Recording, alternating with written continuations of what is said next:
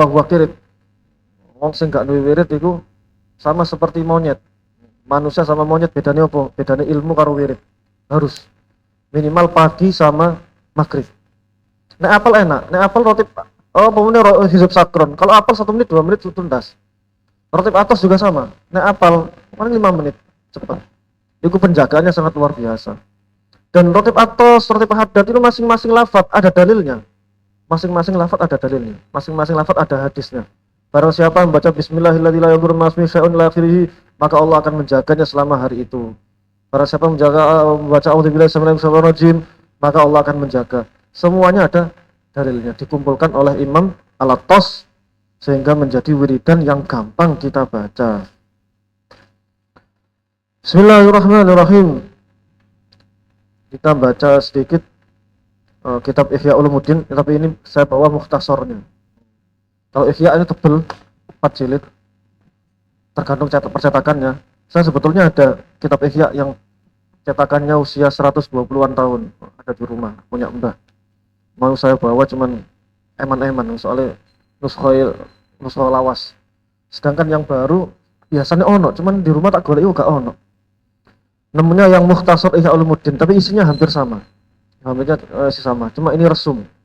Ada beberapa kalimat yang dipilih.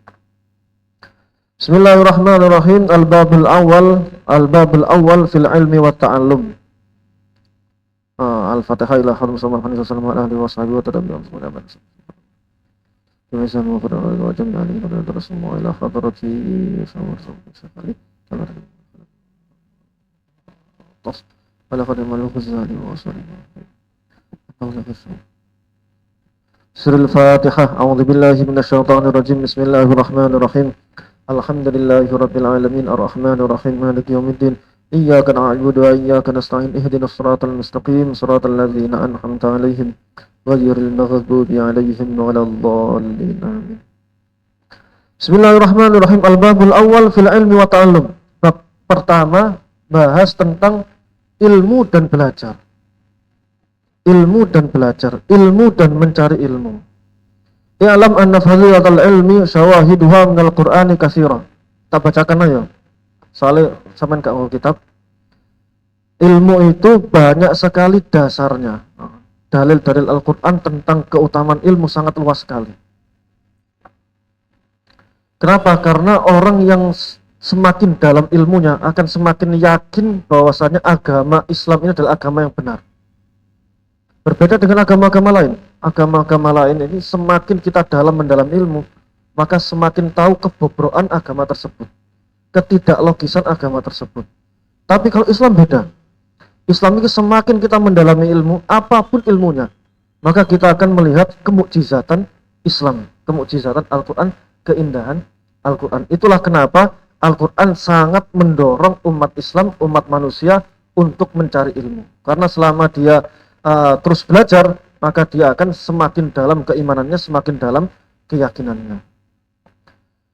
Bismillahirrahmanirrahim. Faminha qauluhu ta'ala. Di antara dalil-dalil Al-Qur'an adalah firman Allah, yarfa'illahu alladhina amanu minkum walladhina utul ilma darajat. Allah akan mengangkat derajat orang-orang beriman dan juga orang-orang yang berilmu. Ini memang spesifiknya di ilmu agama, jelas. Spesifiknya di ilmu, bahwa Allah akan mengangkat derajat orang-orang yang memiliki ilmu agama tertentu, ilmu agama Islam sesuai kedalamannya. Tapi dimaknai secara umum juga bisa. Karena kualitas manusia secara tradisi lah, secara umum, secara hukum alam, itu memang kemuliaannya tergantung ilmunya. Contoh, arsitek umpama membangun sebuah bangunan. Ini komposisi pekerjanya sangat banyak sekali. Dari yang paling bawah kuli, ke atasnya tukang, ke atasnya mandor, terus ke atasnya teknik sipil, ke atasnya lagi arsitek, dan beberapa orang yang mengisi komposisi tersebut. Kalau kuli, ini murni tenaga. Ke atas lagi tukang, tenaga tapi punya pengalaman, punya skill. Mandor punya skill dan punya jiwa kepemimpinan. Teknik sipil itu bisa menghitung bahan-bahan yang diperlukan untuk membangun sebuah bangunan. Kalau arsitek ini murni ilmu. tidak perlu tenaga. Di antara semua kuli, terus tukang, terus apa? Mandor, waalaikumsalam, monggo. Monggo. Oh iya, situ ya. Arti ayat ini bahwa Allah mengangkat derajat tergantung ilmunya. Itu bisa dimaknai secara umum. Sekali lagi ya, tadi apa paling bawah? Kuli, tukang, mandor, teknik sipil ini bahasa apa sih? Bahasanya apa nek nang bangunan-bangunan. Intinya sarjana teknik sipil itu antara mandor sama apa jenenge? Arsitek. Teknik sipil yang paling atas arsitek. Kuli itu murni tenaga, arsitek murni ilmu. Tapi kalau kita lihat jasa, sumbangsi dan gaji itu jauh lebih besar arsitek daripada kuli, itu jelas. Arsitek sama tukang jelas arsitek, arsitek sama mandor jelas arsitek. Artinya apa? Derajat orang yang cuma modal ilmu itu jauh lebih besar daripada orang yang bermodal tenaga. Itu logika bahwasanya manusia itu memang kualitasnya tergantung ilmunya. Tergantung ilmunya. Yarfa'illahu alladhina amanu minkum walladzina utul ilma darajat. Bahwasanya Allah akan mengangkat derajatnya orang yang beriman, jelas. Orang beriman derajatnya jauh lebih di atas daripada orang kafir. Karena orang kafir itu sebetulnya tidak menggunakan akal sehatnya. Andaikan mereka menggunakan akal sehatnya, maka dia pasti beriman. Itu yang paling penting. Setelah orang beriman, di antara orang-orang beriman yang paling diangkat derajatnya adalah orang yang berilmu.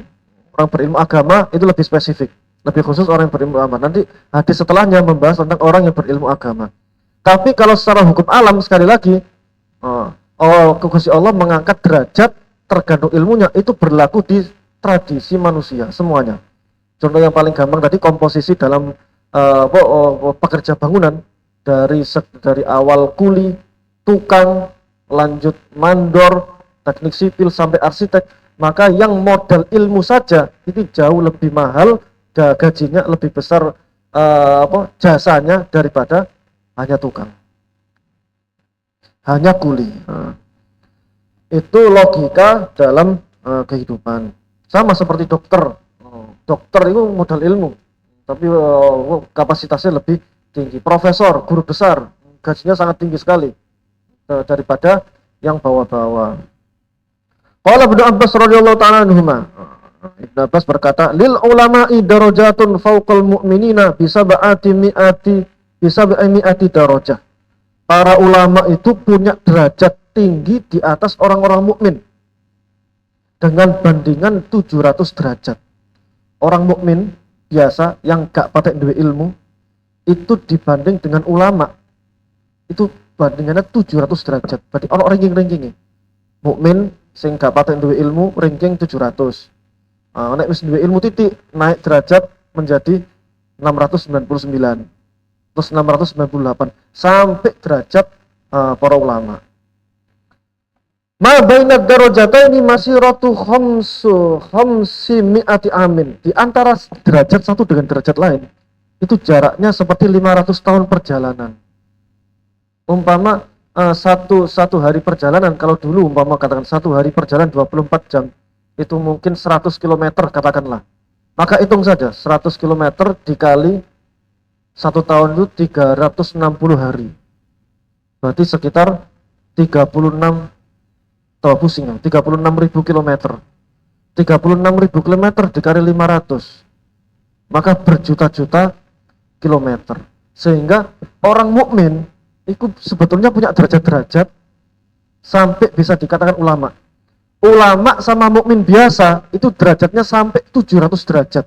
Masing-masing derajat di antara derajat 700 sama 699 itu selisihnya perjalanan 500 tahun. Saking panjangnya, saking tingginya derajat keilmuan. Maka ketika kita belajar ilmu, itu otomatis kita akan menaikkan level. Artinya apa? Umpama kita sebelumnya mukmin biasa.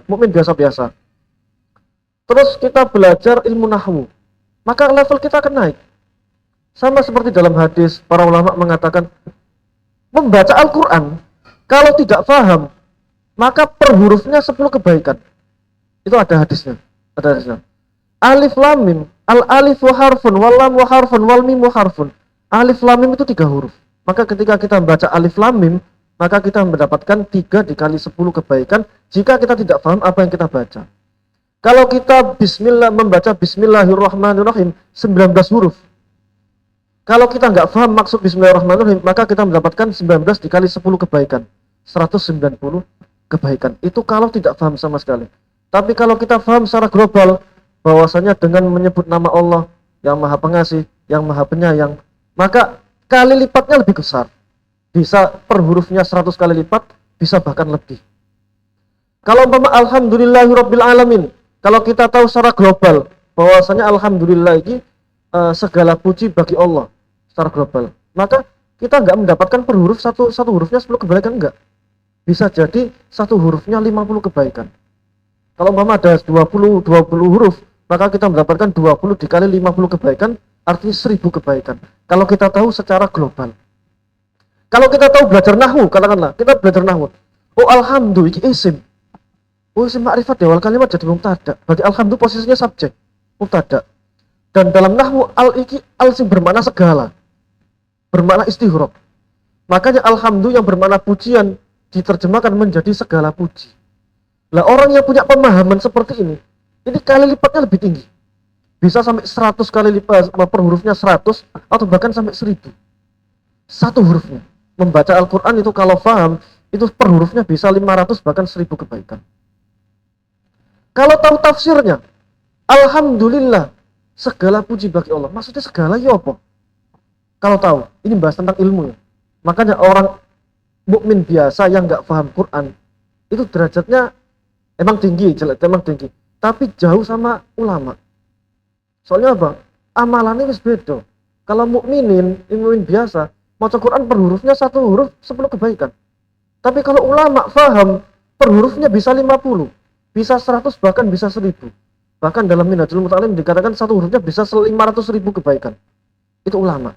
Kalau dia benar-benar paham apa yang dia baca. Alhamdulillah, segala puji bagi Allah. Oh berarti segala puji maksudnya segala ya apa? Berarti seluruh kebaikan, seluruh pujian makhluk kepada Tuhan. Ini namanya pujian. Kita memuji Gusti Allah. Tuhan memuji makhluk, Allah memuji Nabi Muhammad, Allah memuji para walinya, Allah memuji orang soleh, Allah memuji orang mukmin, Allah memuji para ulama. Ini namanya pujian. Pujian antara sesama manusia, antar sesama orang soleh, atau umpama kita punya teman dia pinter, Masya Allah sampai pinter ya. Ini pujian. Masya Allah sampai ganteng ya. Masya Allah sampai ranking siji ya. Masya Allah bisnis sampai sukses ya. Ini pujian. Dan pujian semua adalah milik Gusti Allah. Kalau kita paham arti seperti ini, kita paham, oh berarti segala puji itu milik Gusti Allah. Artinya apa? Pujian itu berhubungan dengan nikmat. Kalau kita muji orang ganteng atau cantik, itu berarti ada nikmat Allah, kegantengan dan kecantikan di situ. Kalau kita muji orang kecerdasan dan kepintarannya, itu berarti ada nikmat Allah yang ada pada dirinya. Kalau ada bisnis yang sukses, itu pujian kita adalah sebetulnya adalah nikmat Allah kepada dirinya. Berarti segala puji, baik kita kepada Tuhan, Tuhan kepada kita, atau kita antara satu sama lain, itu sebetulnya adalah milik Gusti Allah. Kalau baca alhamdulillahirabbil alamin, punya wawasan seperti ini, maka kita baca alhamdulillahirabbil alamin itu per hurufnya bisa sampai 1000 kebaikan per hurufnya. Bisa sampai bahkan Minhajul Muta'allim teman-teman bisa sampai 500.000 kebaikan per hurufnya. Itu apa? Saking Islam menghargai ilmu. Saking betapa Islam menghargai ilmu. Sehingga itu tadi, ulama itu antara ulama sama mukmin itu jaraknya sampai 700 derajat. Setiap derajat itu sampai 500 tahun perjalanan. Sangat jauh sekali. Makanya kalau kita punya wawasan seperti ini, nambah sidik wawasan, itu artinya nambah sedikit level. Kalau biasa kemarin-kemarin ngaji, sebetulnya orang mukmin kalau dihitung di akhirat nanti, di hari kiamat, itu kan jumlahnya miliaran. Bahkan yang hidup sekarang aja bisa 2 miliar. 50 tahun yang lalu 2 miliar, 100 tahun yang lalu 2 miliar. Ini kalau di total sampai hari kiamat bisa 1 triliun. 1 triliun khusus umat Islam. Belum umat-umat yang beriman pada zaman Nabi sebelumnya. Dan masing-masing umat orang-orang mukmin ini masing-masing punya level, punya peringkat, punya ranking. Lah ranking itu tergantung kesolehan jelas, ketakwaan jelas, tapi keilmuan itu juga menjadi poin yang sangat penting. Sama seperti tadi, 500 per jauh 700 derajat, bisa jadi kalau kita punya wawasan nambah sedikit, ya yang awalnya ranking 700 nambah dikit lah, 699. Andai kita ranking di antara 1 triliun manusia, 1 triliun itu 1000 miliar, ya kita setidaknya ranking 1 miliar lah. Orang mukmin yang ranking 1 miliar lumayan, yang penting mukmin. Daripada kafir, naudzubillah, kafir jelas divonis neraka. Kalau mukmin kan lumayan, mukmin itu bisa masuk surga tanpa hisab.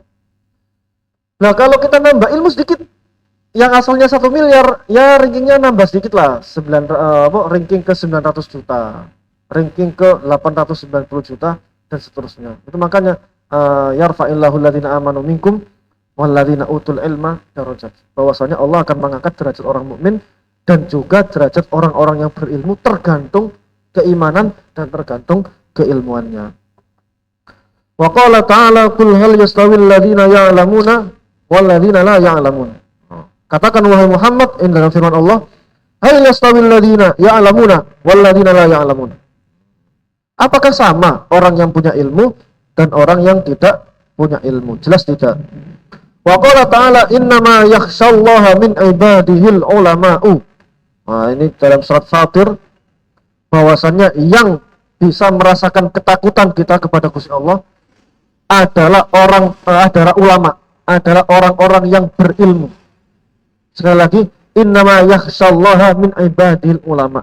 Yang bisa memiliki rasa takut kepada Gusti Allah adalah orang-orang yang berilmu. Semakin tambah ilmunya, semakin tambah khosyahnya, semakin tambah ketakutannya kepada Gusti Allah.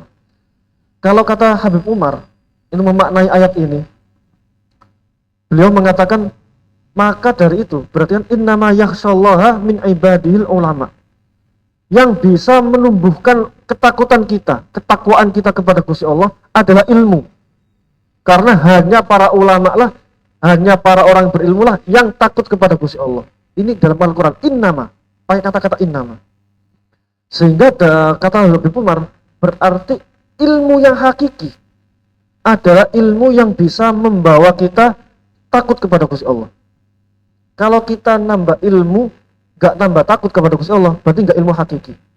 Munafik, itu ilmunya sangat tinggi, langsung berdekatan dengan Kanjeng Nabi, ngaji sama Kanjeng Nabi, tapi munafik, tapi kafir. Orang-orang orientalis, orang-orang barat yang mempelajari Islam, orientalis banyak sekali. Dosen-dosen barat itu kebanyakan orientalis. Dosen-dosen kampus barat, Chicago atau dan sebagainya, kebanyakan orientalis, orang-orang kafir, orang Yahudi, orang Nasrani yang mempelajari Islam. Lalu pulang ke kampusnya Chicago, jadi profesor, tapi profesornya Islamic Studies. Itu banyak sekali. Banyak sekali. Orang-orang seperti itu kafir, tapi punya ilmu. Tapi bukan ilmu hakiki. Kenapa? Ilmu yang tidak membawa takut kepada Gusti Allah. Sebaliknya, kata Habib Umar, apapun ilmunya, bahkan kalau ilmu yang bukan ilmu non-agama, itu kalau dia bisa membawa ilmu itu bisa ilmu hakiki, ilmu bisa membawa ketakutan kepada Gusti Allah, maka itu namanya ilmu hakiki. Contoh, orang kuliah jurusan biologi, jurusan IPA, jurusan biologi. Ternyata ketika kuliah, dia mempelajari tentang zat-zat yang paling kecil, mikro, tentang bakteri, kok bisa serapi ini. Mempelajari sperma, ini kok bisa di antara ratusan juta. Ini kecil sekali. Ini bisa mewakili seluruh sifat yang ada dalam bapaknya. Meripate sipit, alise mirip bapake, dukure mirip bapake, melayune banter kaya bapake, suarane cempreng kaya bapake, rambutnya keriting kaya bapake, cerdasnya kaya bapake, terus turu kaya bapake, wis sembarangan ahli bisnis kaya bapake. Ini kok iso? Padahal bapaknya cuma nyumbang di antara satu tetes yang sangat kecil sekali. Ini kalau orang jurusan biologi mandang seperti ini, terus direnungkan, akhirnya merinding. Ya Allah, kok ini? Akal ini merinding. Kok bisa seteratur ini? Kok bisa seteratur ini? Darah itu kalau dilihat, betapa sempurnanya darah, sel, otot, mata yono kornea seperti ini, jantung seperti apa, Kalau dia mikir seperti ini, lama-lama sampai ke ketuhanan. Ya Allah, kok bisa serapi ini? Berarti Gusti Allah ini mensifati yang sangat luar biasa. Lah, ilmu-ilmu yang semacam ini yang berhubungan dengan ketuhanan, yang mengarahkan kepada Tuhan, ini adalah ilmu hakiki. Ilmu apapun meskipun bukan ilmu yang spesifik agama.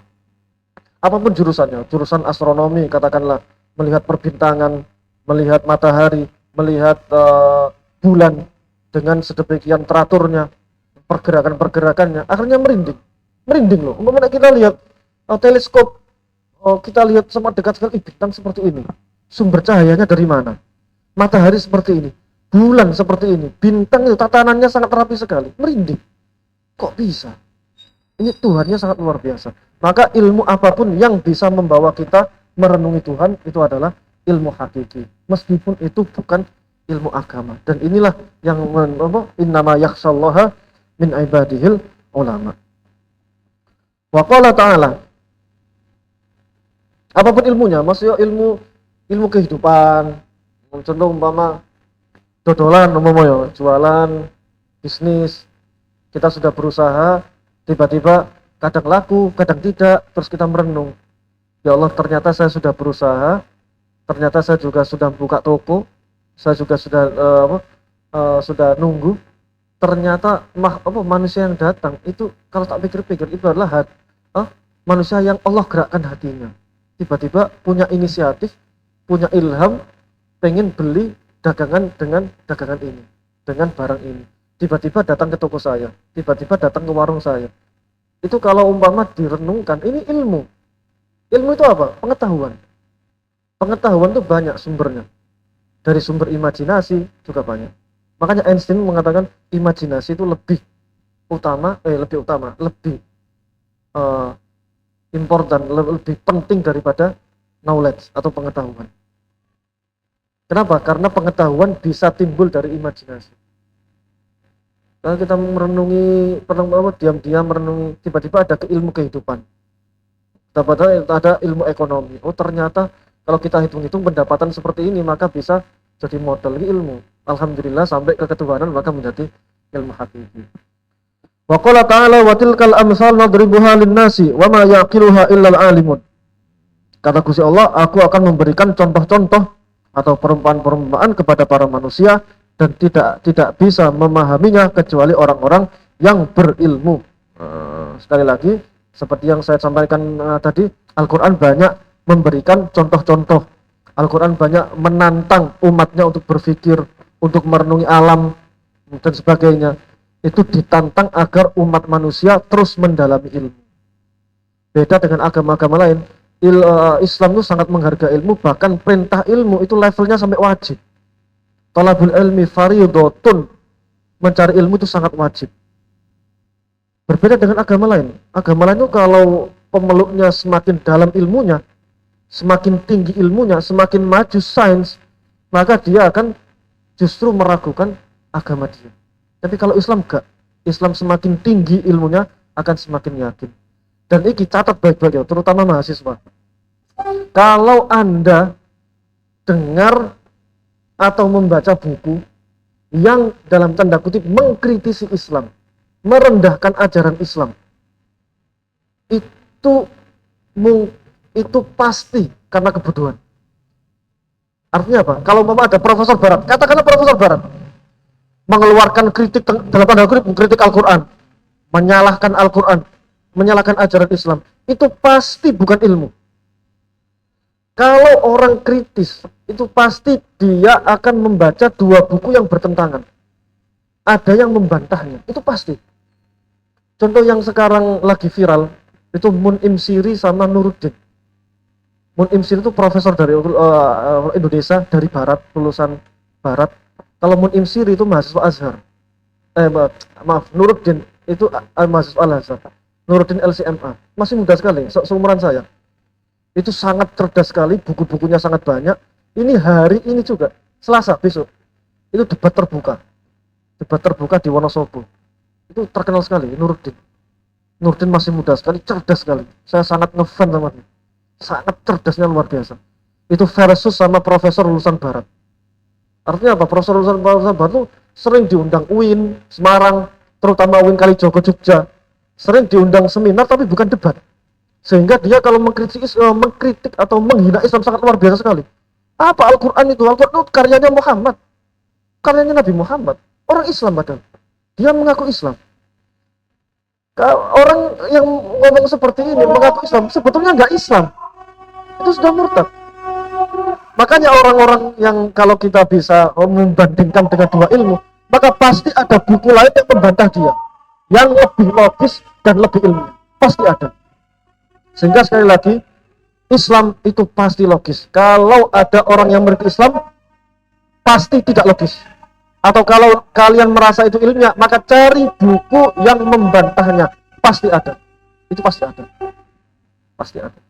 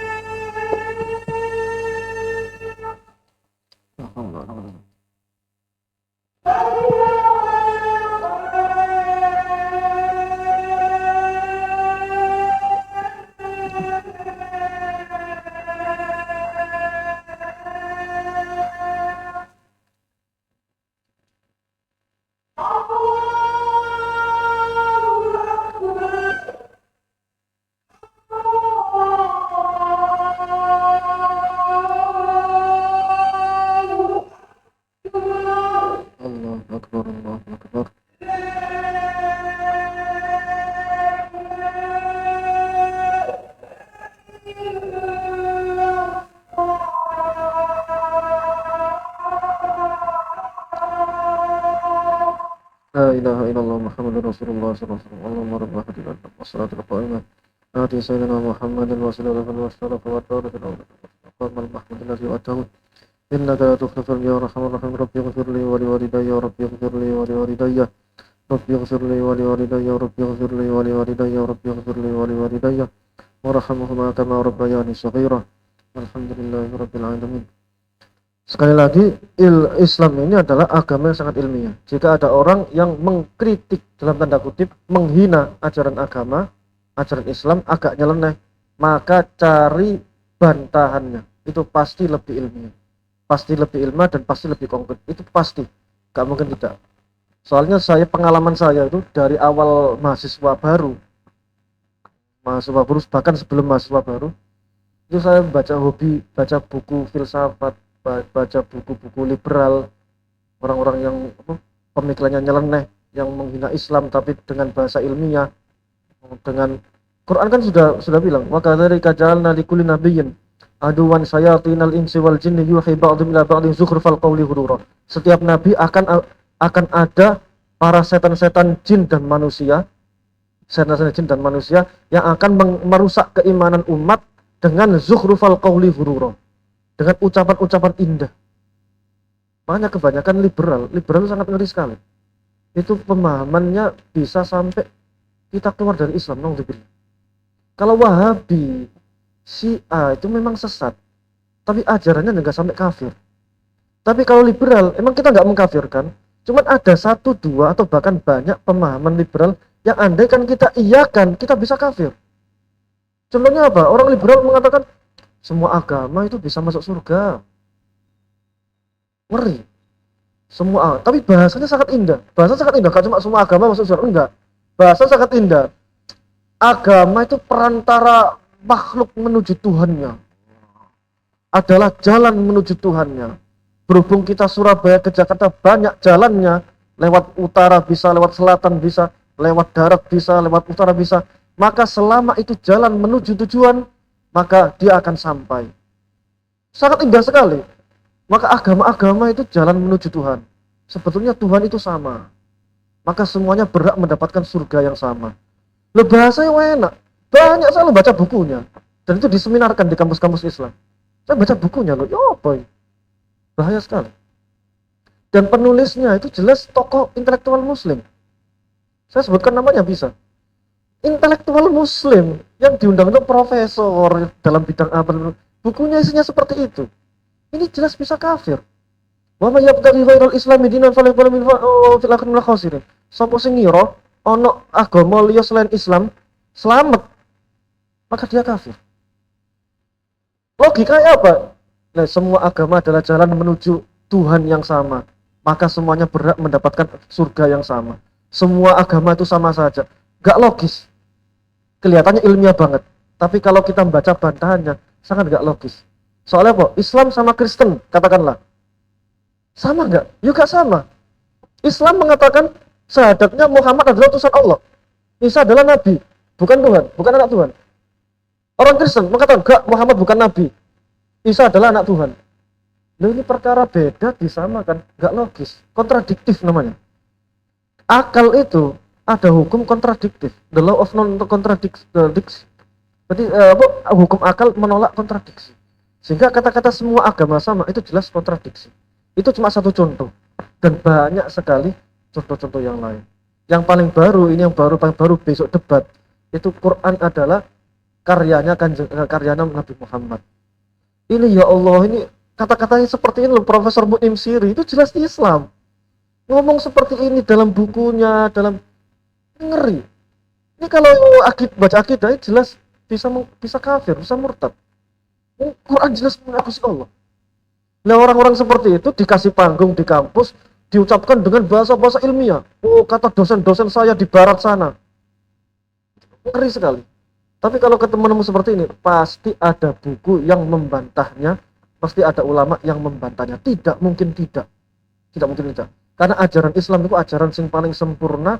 Kalaupun ada zukhrufal qawli ghurura, ngomong kata-kata indah yang digunakan untuk menyesatkan umat, pasti ada bantahan, itu pasti. Soalnya aku Mas Bawasa baru buku-buku tak waca kabeh, buku-buku liberal, seneng. Tapi tak imbangi dengan buku lain yang membantah liberal tersebut. Sehingga aku hafal tokoh-tokoh liberal yang masih hidup di Indonesia, sapa wae. Mu'im Siri, Lutfi Saukani, Sumanto Qurtubi, itu profesor barat semua itu. Orang Indonesia mengaku Islam, intelektual muslim, tapi omongannya sangat luar biasa. Ada yang menghalalkan zina, profesor menghalalkan zina. Apa bedanya sih sama-sama daging? Kita salaman sama perempuan ya daging, ini daging. Tangan sama ini, tangan sama-sama daging. Kalau zina, itu sama-sama daging. Apa bedanya? Loh, sampai kayak ngono loh. Pemikirannya itu seperti itu. Apapun ini sekali lagi, gak usah panjang lebar. Islam adalah agama yang sangat ilmiah. Ajaran Islam itu pasti ilmiah. Gak mungkin enggak. Kalau ada orang yang nyinyir terhadap ajaran Islam dengan bahasa ilmiah apapun, dengan sok-sokan ilmiah apapun, dengan riset-riset apapun, cari buku yang membantahnya. Itu pasti jauh lebih masuk akal dan jauh lebih logis. Itu sudah saya buktikan sejak saya awal kuliah. Saya baca dua buku liberal, buku ini saya baca semua. Sehingga itu yang bisa membuktikan.